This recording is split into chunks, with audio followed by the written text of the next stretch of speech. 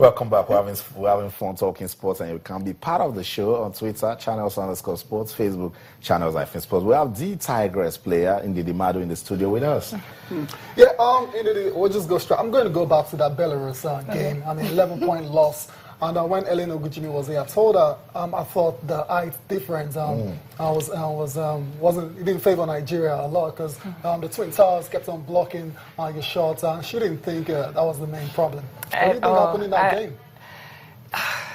I don't think the height difference was an issue at all to start off. But what happened in that game was just like it was the first game in the tournament, you know, and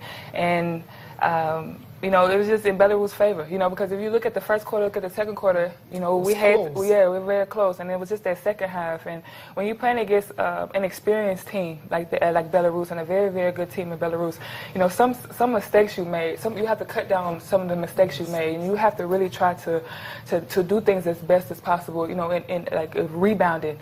They got a lot of offensive rebounds, you know. When you're playing against a team who's bigger than you have to focus and box out. And I know a lot of my guards would come to me and come to the other post players and be like, you need to box out, because, you know, we would try to jump, but you can't jump with somebody who's got 2 or 3 inches on you, you understand? So, you know, we have to focus on the little things, and I feel like those little things was really what hurt us in that first game. And of course, in the second game, you already know the mistakes, and it was more like, hey, smoother one for you girls. For sure. Now, overall, I mean, just rate the whole tournament overall, how the teams that finally made it to the Rio Olympics and all that. If we had stayed back, could we have been able to make it? We're looking at the big teams actually made it to Rio. For sure. For sure. I was confident, because you have to be confident in yourself, you have to be confident in your team, you have to be confident in your coaches when you're in a situation like this. You mean, you're playing against so many great players. They play all around the world. They're great players. Some WNBA players you see playing in this tournament. But you have to be confident in yourself, your teammates, and you have to really believe in each other.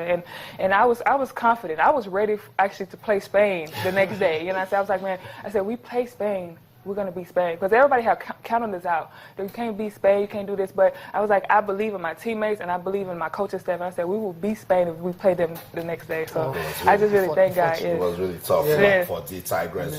You're power forward. I am. Explain your role. My role, I'm a power forward. So my role is to rebound, play defense, you know, really score. You know, my coach, our Italian coach, Coach Amaro, you know, I had a couple of conversations with him because I went from power forward to the center. And I was like, Coach Morrow, like, you know, what's going on? Like, you know, why am I playing the center when power forward is usually my position? But he just told me, he said, power forward and center is the same thing. So it's just really more back to the basket, and where the power forward, my usage is facing the basket more, reversing the ball. But me, I'm more posting up back to the basket. And so, you know, the role, I can do it, you know, but the roles was a little bit different. I was just like, wow, okay, you know. So when I embraced the role is when it really became fun for me. And that was in what game?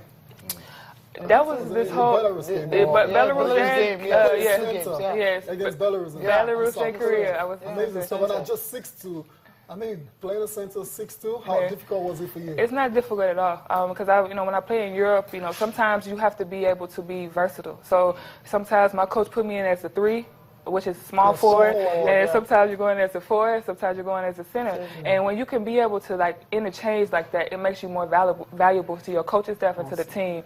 And so like when a coach asks, like when coach asked me to do that, like at first I was like, wow, like, you know, but I was like, you know what, I'm gonna embrace this role and I'm gonna do what my team needs me to do so we can be successful. Okay, so tell us, Cecilia, we should ask the lady, why didn't you block the Belarusians? I mean, the Belarusians they're long. Very tall. Yeah. Like 6'7", 6'6", and I was like, oh. Very tall woman, yeah. Very tall. Okay, that's a good one. Tell us, describe the mood, describe the feeling when Kalu made that 3-point shot against Korea. Wow.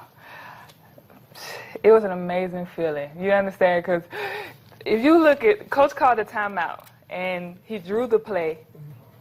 When we came out, nothing went how it was supposed to go. So everybody you can't see, but we're panicking. You know what I'm saying? Because I'm like, like I'm supposed to screen for this person. This person's supposed to get over, but this person's not getting on. I said, okay, let me receive the ball, and I receive the ball. I'm like, Adora, take the ball, and I'm trying to set the screen, and then Adora passed it to Ezine, and I set the screen, and I was actually open. If you watch the playback, I was open. Inka was open. Okay. And so she was like, I wanted to pass it, but that's why you see her step like that, because she wanted to pass. And I was like, I was open, Inka was open, and when she took the shot, I was like, I saw her take it. I was like, Didi, just go rebound, just rebound, tip the ball, try to get a second chance. And when she made it, I was like, wow. I was like, thank you, Jesus. And I was like, ah! So everybody was screaming, and man, it was an amazing feeling that I would definitely never forget. Yeah, we won't forget about it. I mean, that's a classic Hail Mary shot. Yes. Yeah. Yes, for sure. Ellen said God shot it. Yes, yeah, for sure. Hail Mary. For sure, because you see where she was so far away from the three-point line, and she just caught it, shot it. Like she didn't even think. She was so confident, and she just caught it, shot it. And the time was against us too, but it was just an amazing, because that's not how Coach drew the play up. I know Coach was panicking. The play was out the window. Yes, the play was out of the window from when they threw the ball into me. I wasn't supposed to get the inbound pass, So I know it was just an amazing. And when she made the shot, it just made everything that messed up, made everything just so perfect in the end. So we thank God. Perfect timing. Let's go back to her now. Let's just talk about you. I mean, professionally, last year you played in Montenegro. Yeah. I mean, how competitive is the league?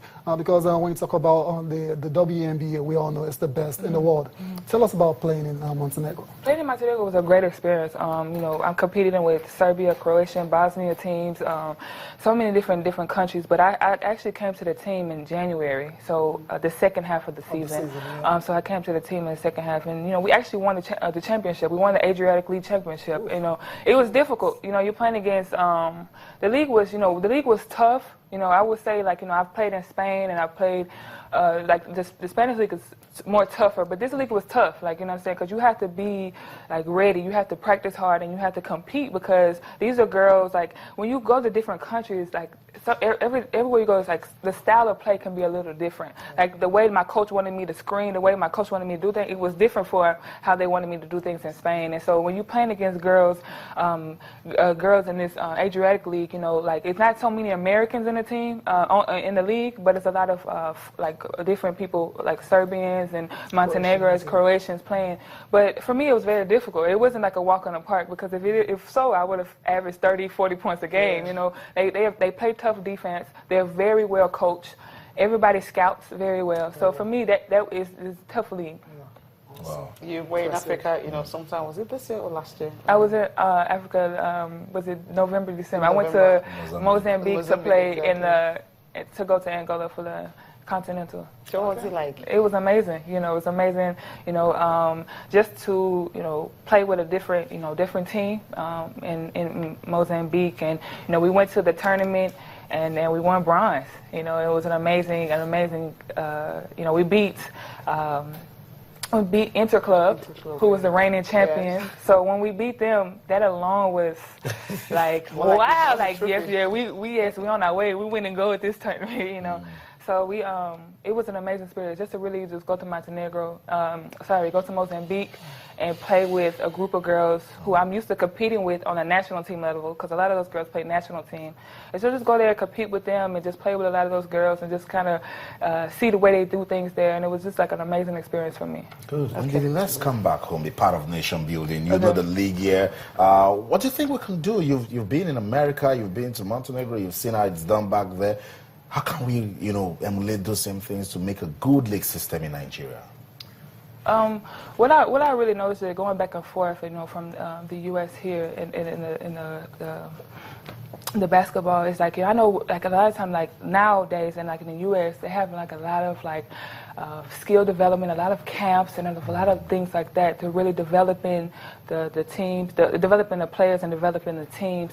And I feel for me too, I have my own foundation, the team I do foundation, and that's what I want to bring to Nigeria, just to focus on skill development, because I feel because for me, when I train in the summer, you know, I work on my individual skills. So when I get to my team, I'll be able to help my team. You know, so I think that's really like important for to really focus on individual like skills, like in the off season. So then when you come to your team, you'll be able to help your team. Like you've been working hard and make your team better. And also like these camps, you know, I was a part of like a basketball camp, and just to see like the players really developing their individual skills. So I really think that's really will really help, you know, Nigeria. It's just like the individual skill development. I know like basketball is not an individual sport, but I feel like when you work on yourself and you develop your skills, and then when you get to your team, you make your team better. So sorry. Totally Of course. Yes. Now, is there something that maybe, you know, you have federation can actually, you know, do to actually enhance that? Maybe having some, you know, maybe ex-players, you know, coming in, organizing such camps for the girls to actually, you know, better the skills while the season is not on. Yes, I really think it's on. I really think it's up to us, the players, you know, because, you know, we was in camp, you know, with the under-17 that, you know, they was in camp with them, you know, they would practice, and then we'll come and practice after. And I really think it's up to us, the older girls who are, you know, really to come back and do those things. I really don't think it's up to the federation. Yes, the federation will help us, but I think it's up to us to be like, okay, Didi, Joyce, or whoever's on the team, let's come back and do a camp. Let's come back and help. Let's come back and have a shoe drive. Let's come back and do these things and really help these girls, so they know that when they're working out doing these things, they have people who have their back and really supporting them and really helping them along the way. Have you guys actually talked about this? Yes, we have. But we have one you're planning now? Yes. When it don't worry. The next time we come back, it's in the works. It's in the works. Oh my God. That's it. Before we let her go, Ashol, I'm going to ask you about our D Tigers. They'll be going to Rio. I mean, what are the chances of actually going far? You know, perhaps getting on the podium. I think they have a great chance. Our Tigers team is an amazing team, and they are so awesome to watch. And you know, I'm really looking forward to going to Houston for the friendly game against USA. Yes, I will be there. But I think they have an amazing chance. I really think if they stay together, continue to play hard together as a team, they will be on the podium in Rio. Wow. That's it, Tim. Thank you so much, Inedi Madu, for coming around. You got my eyes soaked when you were explaining. There's in the colors. She was trying to get it on understand what's going on. It's so good. Thank you so much for coming. And all the best for your club and career. Tayo in Iceland, they will not stop celebrating. I mean, that's arguably the best thing for them after independence. Yeah, I mean, the last time we spoke about Iceland like this, like I said, was when they had the volcanic eruption in 2011. Yeah. Right now, they're in the lips of everyone in the world, and the fans are still, you know, reacting to that particular incredible victory 2-1 over England. Let's listen to some of the Icelandic fans react to that victory. I think everyone came to the match mentally prepared that we were bound to lose, or even the optimistic ones were hoping to get to the penalties. And then going down 1-0 in the opening minutes, well, everyone's logic said that then it was completely hopeless. I have been involved in football all my life. And now, in my old days, I see the national team beat England. That's the dream come true. Football is a simple game, and the team had the team unity and the team spirit to beat England, and they did it.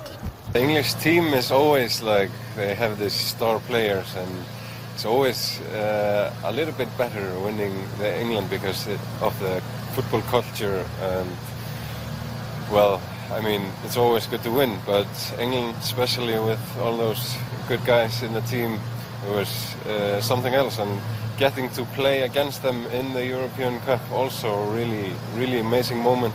It was an unreal feeling, but during the game I was terribly excited, because you would expect the English to get an equalizer maybe, but it didn't happen, so we won this magnificent victory over the English, and we are enjoying this now.